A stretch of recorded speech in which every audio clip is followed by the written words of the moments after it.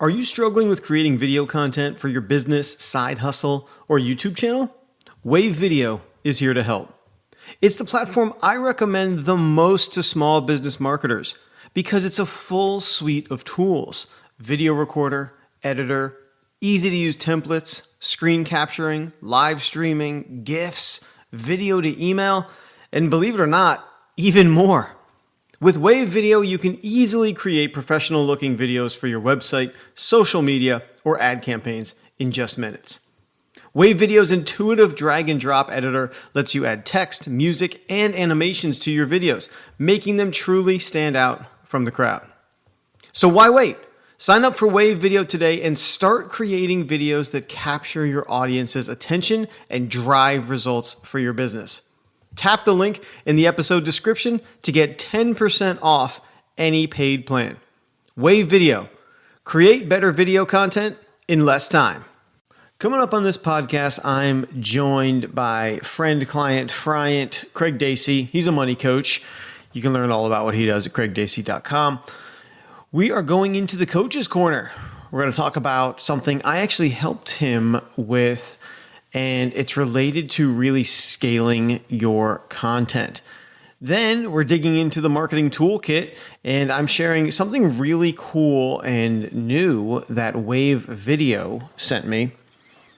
And of course, it wouldn't be an episode if we didn't talk a little about the TikTok, I guess what I'm calling now the hypocrisy, TikTok-coperacy. I don't know if that really works. And we're going to round it out with just a short rant, maybe one of my calmest rants, about texting for work. So without further ado, let's get pedaling.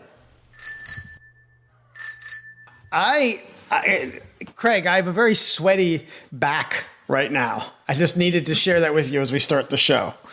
It's hot. Oh, I'm going to turn the fan up. That's the most good. Interesting start to a show.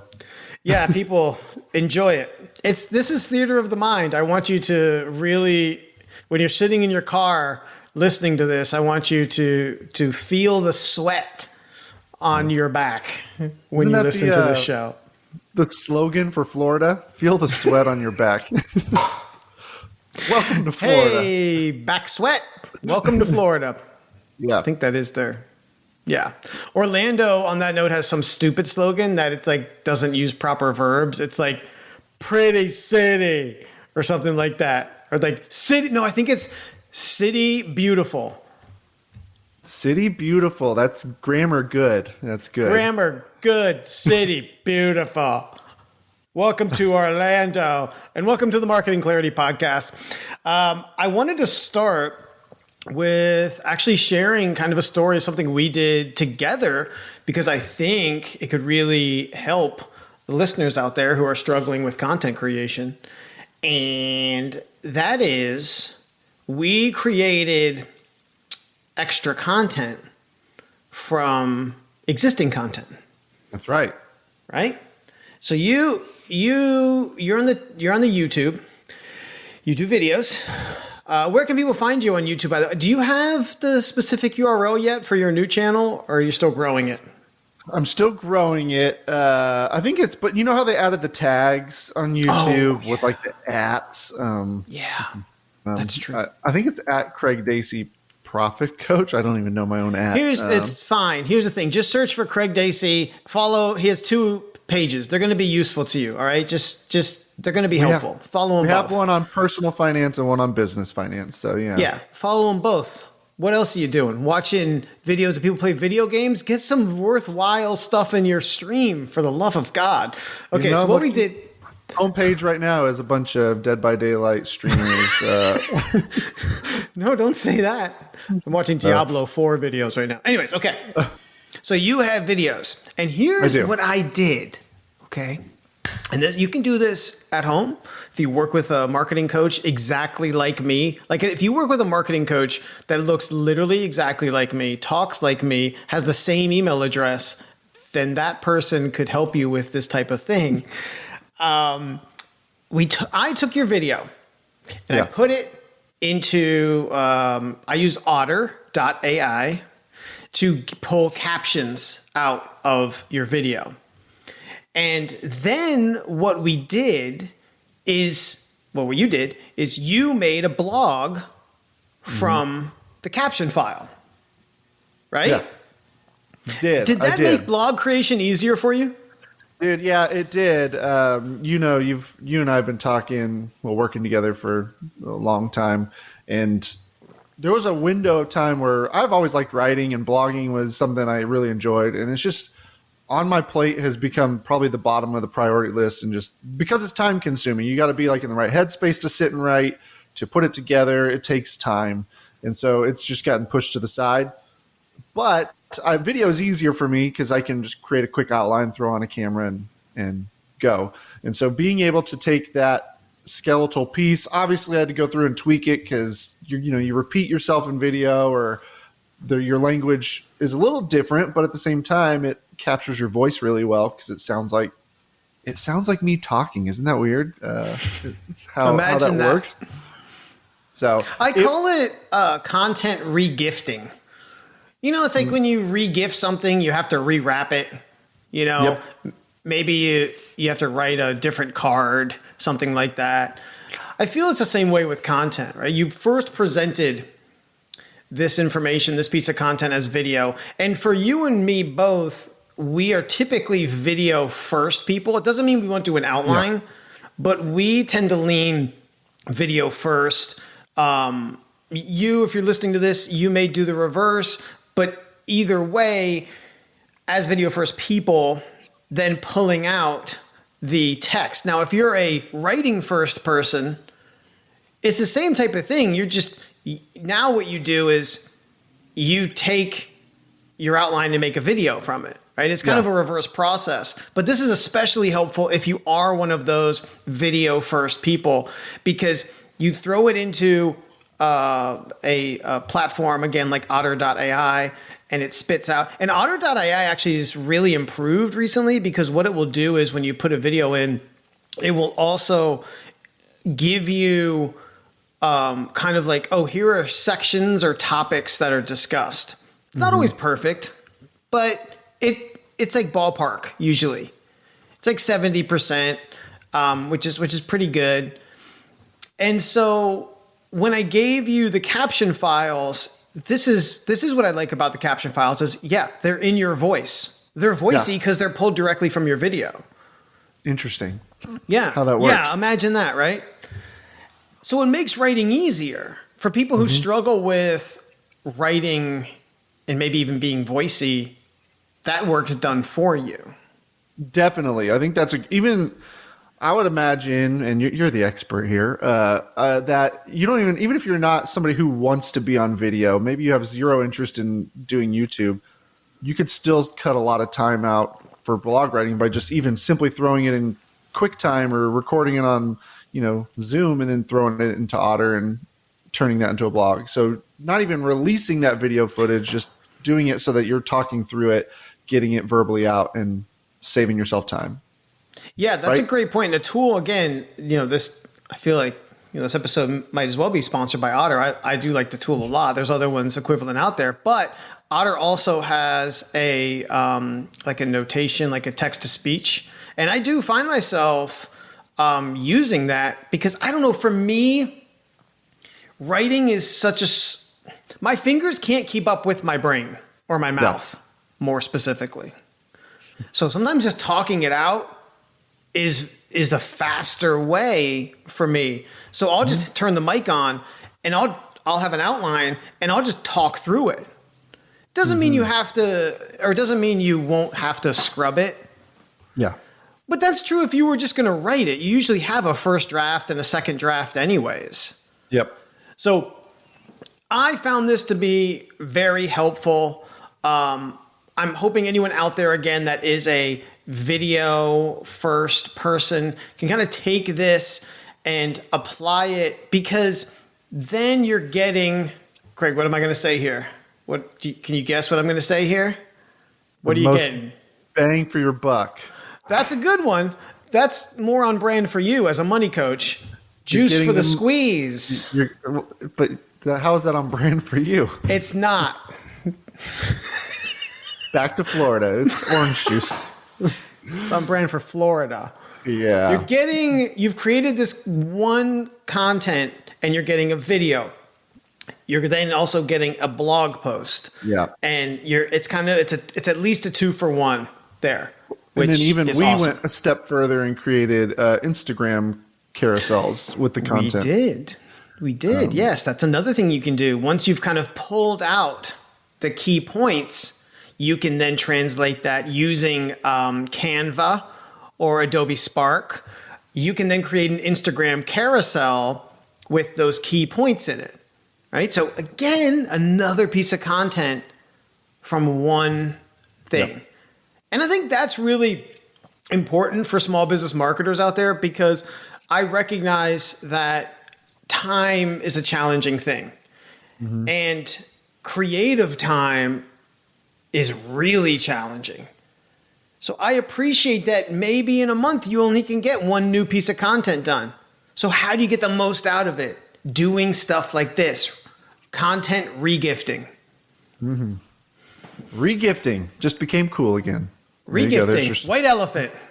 I'll take the video iPod. Now, question 2, last thing on this topic is, I think in YouTube, even if you've uploaded it to YouTube, you can go into your studio, and I think you can even export captions from YouTube. I will say it's just like one large block of text, so it's not as easy as what you gave me. I don't know if you doctored mine up or not, but it was already kind of broken up into chunks. But if somebody didn't want to pay for an Otter or something like that, you could always export just the captions from YouTube and have a starting point.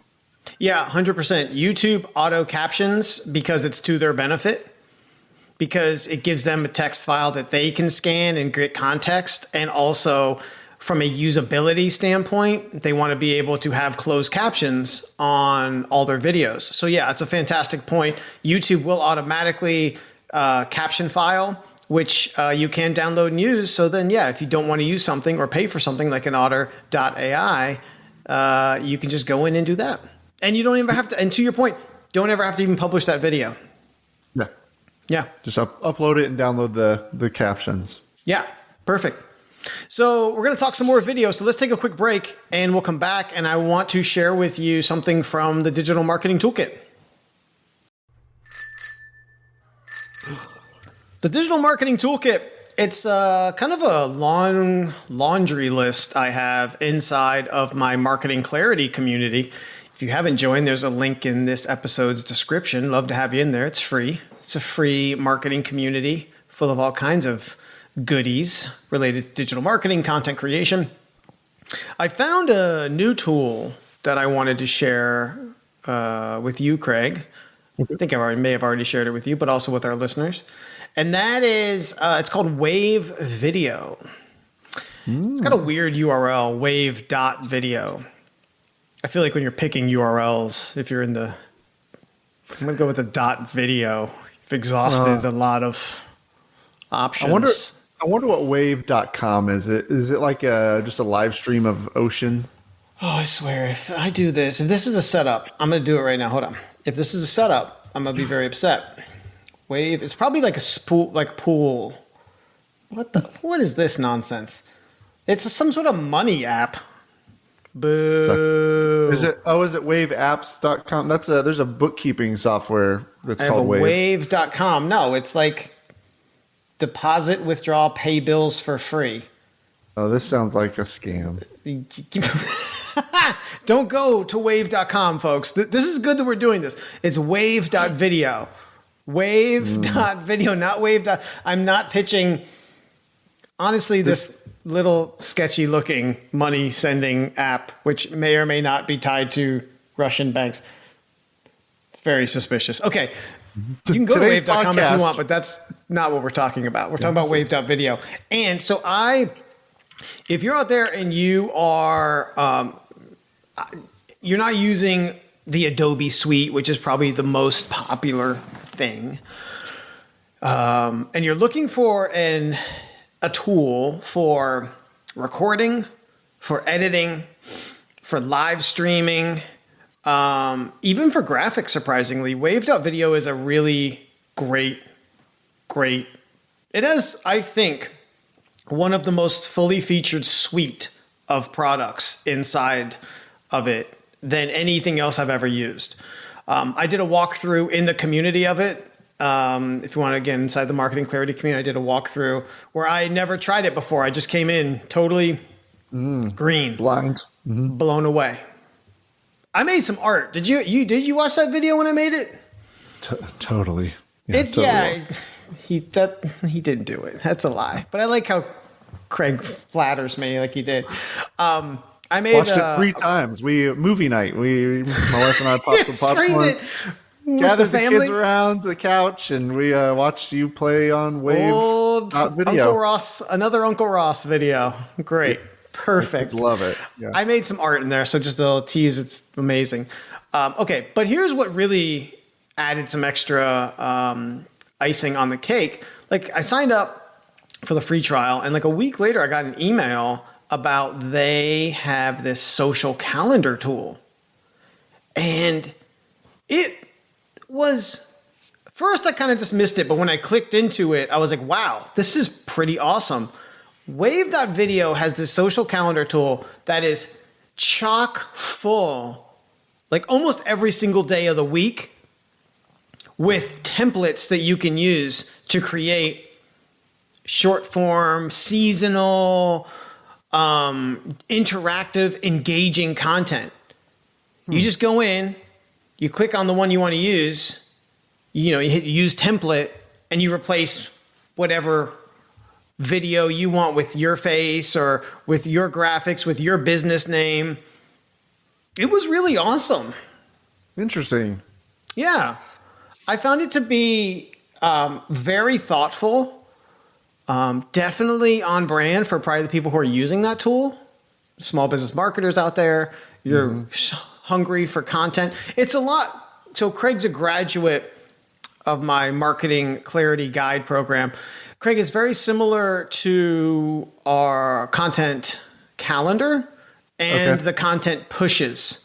So these are 2 pieces of my content clarity section where we talk about how to consistently create content. Well, Wave is a really nice supplement with this kind of social calendar. So I just wanted to share that with you. I'm in. And with people. Let's do it. And you said Wave.video is free. Is that? They have a free version, like pretty much everything now. It's a freemium.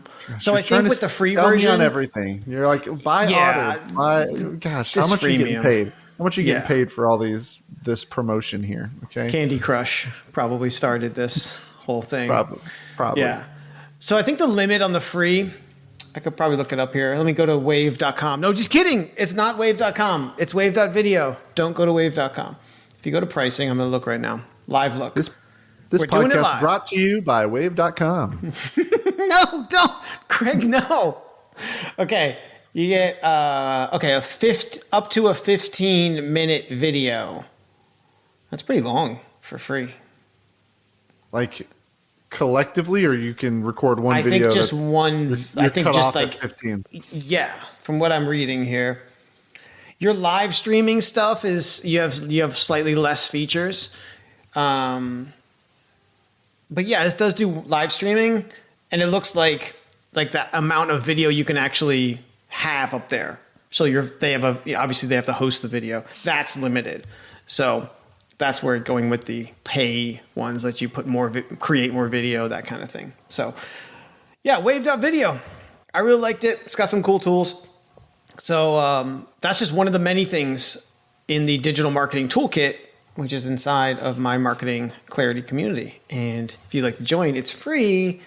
There's a link in the description for this episode, wherever you're listening. I want to take one more break. I have to properly hydrate and then come back. Craig, are you ready? I'm so ready. TikTok talk? It wouldn't be a podcast if we didn't talk about TikTok at least once. So you're right. But it's been very TikTok topical. TikTok topical. Now enjoy these words from our sponsor, wave.com. If you're a service-based business owner struggling to pay yourself what you're worth, then you need to work with Craig Dacy. Craig and his team of money coaches works with you to implement a simple money management system that will not only have you taking home more money, but it will give you clarity on where your money is going so you can reduce expenses. And you guys know how much I love clarity, right? Here's the great thing about working with Craig and his team. You don't need to be some accounting genius or even a numbers person. They make business finance simple and, believe it or not, actually kind of fun. Because when it comes to your money, when the plan is simple, it's easier to stick to. So if you're stressed about payroll or unclear on your numbers, or you just want to pay yourself more from your business, Craig can help you. Tap the link in this episode's description to book a call or go to craigdacy.com to learn more. Craig Dacy Financial Coaching. Fall in love with your business again, one paycheck at a time. So literally as we record this, Thursday, March 23rd, 11:28 Eastern Time, 10:28 Central Time for profit coach Craig, who, by the way, you can find him at craigdacy.com. He does fantastic work with small businesses, non-businesses. This is the worst pitch ever. Personal finance also. He can help you with your money. That's right. You got money? You want more of it? Talk to Craig. craigdacy.com. That's what we do. I think I just did your radio spot for you. Yeah, you got money. Like you've done this before. If you got money, you want more of it? Go to craigdacy.com. You don't got money? You want to fix it? craigdacy.com. Hey, use. That's a character. Tony Bucks is his name. Tony Bucks. I'm going to change our tagline on our website now. It's just, hey, use. Are you going to email me later to do that? I don't want to do it. Yeah. I want. All right. As we speak, Tony Bucks, he's out. He's not available. As we speak, what's happening? TikTok is on Capitol Hill. I was looking at like the live stream of what's going on. Doesn't look like there's anything quite yet super groundbreaking. But I wanted to talk about TikTok because, yes, we've talked about it before, but every week there's like more information about it. Yeah. And the thing that drives me crazy about all this TikTokery and the desire for in the United States, the fervor among lawmakers to ban it. Yeah. Is this idea that, you know, it's a Chinese company and they can access our data. Mm-hmm. I understand that. I'm not saying I want foreign entities to have access to my data. But here's a concept. My biggest issue with this. I kind of don't want anyone to be abusing my data. No. And that concept is completely lost. This really is somewhat of a temper tantrum by the United States, who has created all these social platforms and has access to all the data, saying, hey, wait a minute, we were the ones abusing that data. We can't have someone else having access to data and abusing it. Going so far, the FBI literally, this is not, I just want to, before I say this, this is not aluminum foil hat. It's literally legit article. Sounds the FBI bought location data from cell phone companies without warrant, they just bought it. Just to have it? Just to have it. Yeah. The FBI is definitely in the business of getting data just we just want to have it. They're collectors. Collectors, like stamps or Funko. I'd like that you're dolls. stumped on something else people collect. What do people collect? I don't know. They collect action figures, baseball action cards. Baseball cards. That's a good. People Pokemon cards. People definitely still collect baseball cards. How old am I? Football cards. Yu-Gi-Oh Football cards. Just go through all the cards. Hockey cards. Let's just list all the cards one could collect. This will be a compelling episode. Basketball cards. Shut up, stop it. NBA, WNBA. G League. I have all my G League cards. They're hot. I made them myself. Be worth something. Yep. I made them myself. I sketch out the basketball players. So that's my issue with TikTok. And it's just so frustrating because it's such an amazing kind of like PR thing where it's just like, oh, the evil Chinese are going to get access to your location data. And it's like, well, wait, what are you doing with no. Pay no attention. Pay no attention to that. We're the good guys. Yeah. Yeah. That's like the mentality. Yeah. Also, there's a funny thing I want to share. TikTok proposed something to, I want to say the White House, maybe it's the lawmakers in advance of this. It's funny. This proposal is called Project Texas. So, but what do you think something called Project Texas would be from a tech company? Big and great. Right. Isn't it funny that it just seems like, what do we call it? Well, what is America? What do they love? The Texas. It's like, there's something trustworthy about Texas, right? we got your back. Don't try and take our guns. It's just, of all the states, if they're going to pick one, Texas is the most American, and I mean that in the best and worst way. And also the most un-American, because they're like at any second ready to secede if possible. That's what. There's such an irony of Project Texas. So Project Texas was their proposal. Project Iowa, like what's a better? Yeah, North Dakota. Yeah. Ugh. Project North Dakota would have been a terrible project. Everyone Sorry, North Dakota listeners. We just lost all my faithful North Dakotans. Yeah, there's. Hopefully, but if you call it Project North Dakota, then it's just like, there's no threat there. They're not doing anything wrong. You're right. No threat. Yeah, that's a good point. Project. What do you think is the wussiest state? Now we're really getting into it. Yeah, I want you to say it so that way I don't have to. Oh, do you have one in mind? Mm-hmm. It's not the Northeast. They're definitely the strongest. You go through those winters. It's brutal. Yeah, but the Midwest. I'm inclined to say it might be Florida. You think so? I mean, you guys are there's old such babies and frail, here. But there's a lot of you, and you're crazy. But that doesn't help. Doesn't help if you're a baby.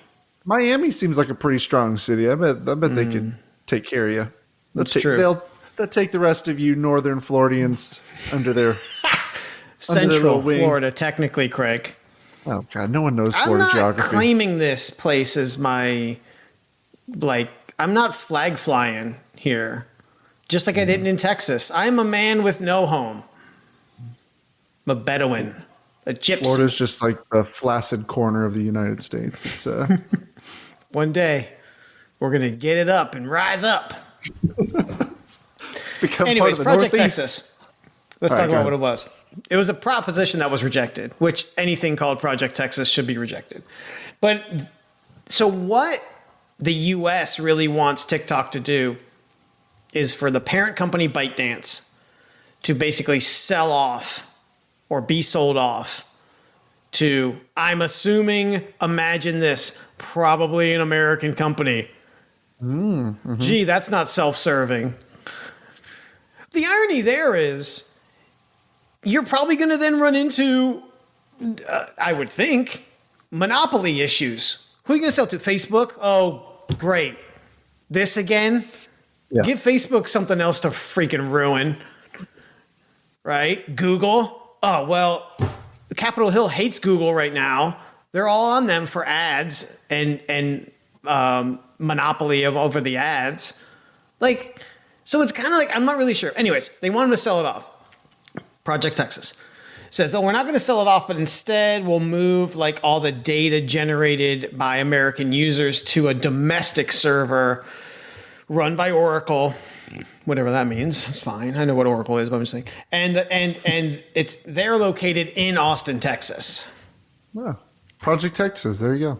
Right. There's other things too, but that's really the biggest. Here's another one. TikTok source code, which offers insights into why certain videos are shown in users' feeds, would be reviewed by Oracle and a third-party inspector. Because the other big thing that Capitol Hill is crying about is that if TikTok is owned by a Chinese government-owned company, which pretty much everything in China is essentially owned by the government, they could influence opinion, things like that. Now, I think if you're going to say that's hooey, then you can't say that and then not believe that Facebook affected an election. Right. You can't have it both ways, right? So I do think is that plausible? Okay. But I just haven't come across, have you come across much pro-China content in your feed? Well, taking it back an episode or two, have not been scrolling the feeds too much lately. Because I made you paranoid. You made me. I burned everything down. I've gone off the grid. Other than this podcast, back on the grid, baby. So, long story short, I haven't seen much one way or the other. But from what the grumblings I've heard have all been very negative, anti-China taking our stuff. Sure. I've seen a lot of Asian food recipes. So is that how they're getting us? Perhaps. Falling in love with it. I mean, you don't need to convince me to love Chinese food. Yeah, I know. So. That's the easiest sell ever. Right? So I think there's a lot to be discovered, a lot that's going to shake out here after, again, the hearings today. We'll see if it results in a TikTok ban and what that means for users, for marketers, how they're going to pivot, if they pivot. Is that going to be, the most welcome thing in the world for YouTube Shorts and Instagram Reels? Maybe. So we're going to see. Who do you think they would revert to? Like, what do you think will be if TikTok went away? Who you think is going to step up as the next champ of that short form video style? I think currently the next in line, only because the audience is really there, would be Reels. Yeah, that's what I think. But YouTube is making a big push on Shorts. Dude, yeah, I've been getting a lot more hits on my Shorts views on when I put. Yeah. I just don't make it a habit, and I feel like I need to. And I compare and contrast. But I think from a creator standpoint, there are still more tools in Reels than there are in Shorts. But don't sleep on Shorts. I said that. That was one of my predictions for the year. Google and YouTube, by extension, audience is there also, Yeah. So, all right. I want to take one more quick break. Come back. I got to rant. I want to rant. Like I haven't ranted all episode already. Bring it on. So, Craig, you have the benefit of having my cellular phone number, and we that's a real text back benefit. and forth. Yeah, It's a huge benefit. So great. It's secret. I change it every week because TikTok follows my location. So I need to have a new burner phone. But T-Mobile. I've been meaning to talk to you about your burner phones. Usually they're cheap. You just keep buying iPhone 13s and then throwing them away every week, which is not cost effective. As my money coach, I appreciate you thinking for me, but you can't change the way I am. And I refuse to downgrade in lifestyle. They know me there. They always have one ready. It's like warm, hot off the griddle. Like when I show up, a phone that's hot, ready for me. It's warm. They've had it in the sun. So good. And you don't physically have to burn the phone either. You could trade it in. That'll save you some money too. But you literally just destroy the phone altogether. You know, this would have been useful information 6 phones ago. Well, no time. Where like were the you present. then? I don't know. We didn't make this up 6 phones ago. So. We didn't make this scenario. You're right. Yeah. But I want to talk about that. Phones, business.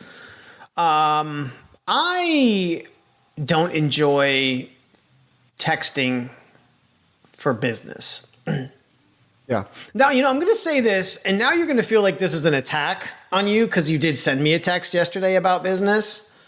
And I don't want you to feel like this is a personal attack because it's not. Well, hold on. I mean, it's because you don't use Slack very often. I've told you, I was like, dude, let's just Slack all the time. I'm all over Slack. Well, listen, I'll use Slack. It's fine. Here's my thing. There's communication all over, right? Now, I think you would agree as a client, like, I'm really good on follow through. Yeah. I don't think I've ever forgotten a task. And the reason I'm so good is because I put things into a task system, Asana, but I'm able to keep track of things properly. Yeah. Now, the problem I have with text is if someone texts me something, hey, particularly if it's hey, can you do this? Mm-hmm. I get a text, I get a notification, and then notification goes away if I respond or read it. Yeah. And then what happens is maybe I go about my day and I could forget about it. Yeah. Whereas if someone emails it to me, it doesn't go away until I actively make it go away. Right. Right. So that's really my biggest thing. It's more of a, yes, okay, this is my particular way I work, but it's to your benefit type thing. Yeah. Right. No, that makes sense. I mean, I'm especially because I use Mac everything. So I have my MacBook and I might be, on a call and I get a notification that I've got a text and I'll just clear it. And then of course that means the notification's gone and it could be days and I just never responded to that person just because it happens in passing. Or you're driving and you get one and you just on your watch, you just like swipe. So I get what you're saying. I feel like email is the primary source of communication for me. I like having a more real-time communication with clients or with other people. And that's where Slack, that's my choice of, hey, I have a question. And usually It's like more like, I'm not even going to say urgent, but if somebody Slacks me, I'm going to respond a lot faster than email. Email, these are my times to respond to email. That's the place that Slack lives, and the proper place it's supposed to live, right? And that's even part of its marketing thing is like, hey, it removes the clutter from your inbox for some of that stuff, right? And you can I think the challenge there is always with availability, though, and expectation, right? Yeah. And I bring this up because if you are a small business owner and you're listening to this, it's like, I think that's an important thing is no matter what you choose is setting expectation. Totally. I don't want people texting me while I'm eating dinner with my family. Totally. And I won't respond. Again, I don't mind receiving it, but if I receive one from a client, usually in the evenings, just to set that boundary and expectation, I'm going to wait to respond until morning. So if I'm responding at night, that's just telling them, keep texting me at night. I'll respond. Don't worry. So Yeah. So that's my thing. However, I will say sometimes I feel like the old fogey in the room with this. I've worked with people much younger than me, and I feel like, it's almost all text. And so I think this is just, even with them, setting expectations. So if you're someone who is hiring people to help you with your marketing, your content, that kind of thing, however you may work, you may be listening to this and being like, I'm the complete opposite. That's fine. But I think however you work, I think it's really important to set expectations with your staff and with your customers, right? yes. And totally. I think that maybe even to the point of like writing it down. Hey, how to work with me, or how I work. Mm-hmm. A how I work document can actually be incredibly valuable for people who work with clients who have contracted staff, employees, that kind of thing, to set boundaries. And you could you could always set up a Google Voice account or some kind of secondary phone number so they can still text you, and it just gets documented in email or through that account, so you're not having to feed it through. But I think expectations is key, and that's the beauty of owning your own business. You can choose how available you want to be, and if your only option is email, then great. Just that's how you get in touch with me. That's how I'm going to respond fastest. And versus me, where I'm like, email, I'll get back to you in the next 24 hours or so, but it's not as fast as, my clients on Slack will be like, hey, the spreadsheet's not calculating correctly. Can you look at it? And I'll jump in, fix it. And it takes 30 seconds. I'm like, there you go. It's fixed. And so. Yeah. And there's a value too of understanding like what's a take action now versus what can even wait. Because if everything's a priority, then nothing is. If you're constantly putting out everyone else's fires, you're never going to be able to work on your own stuff. Totally. So I will say with email though, game changer. I just started doing this with my VA, is having him organize it for me a couple times a day. And so, because I'm really bad at my inbox, it just like I will read everything, so I don't like having unread notifications. But you've seen this from me where I won't I'll read your email like requesting something, I'm like, oh, I need to respond or do this, and it just gets lost. And so he's organizing it by every day. He's like, here's an action needed folder. So these are people requesting something from you. Here's personal, here's receipts, here's other work related emails. And so that's when I'm logging in to check email, I'm going through my action needed first. I'm like responding to everybody. Then I'm going over to the other ones. So is he getting better about that? When we talked before, not to call him out, but he was like putting your, like, oh, there's a big sale at Nike Town this weekend. It's urgent. Yeah, like, action needed. Action needed. Please come and get there's a big sale on underwear at Macy's this weekend. You must go. It's a learning process. And so each week on Friday, I'm sending him feedback videos of here's some tweaks to make, these things delete, or this receipt for my utility bill is not a business receipt. So I don't need that in the business receipt folder. But other than that, I think it'll be over the next months, probably figuring out what I want, helping him figure out what I want, and honing that in. What feedback do you give him about my emails? Junk, spam, report. What the hell? Phishing. Phishing scam. That would explain why no one's getting my emails. You keep marking them all as phishing scams. That's right. I don't know what the problem is. All I've been asking for is your social security card, your bank, and your bank routing number. And if you could just send me $1,000 now, when like next week, I'll be able to give you that plus another 1,000. I don't know what the big deal is. You're just not. Would you rather have $1,000 today or $2,000 a month from now? That's right. that's the question I've been asking, and you haven't responded yet. So I'll email your VA. I'll go right to the source. I'm going to affect the algorithm. I'm gonna TikTok the hell out of your email, and I'm gonna make your VA really start dropping some huge Ross propaganda in your inbox. I can't wait. I can't wait to see that all get filtered through spam.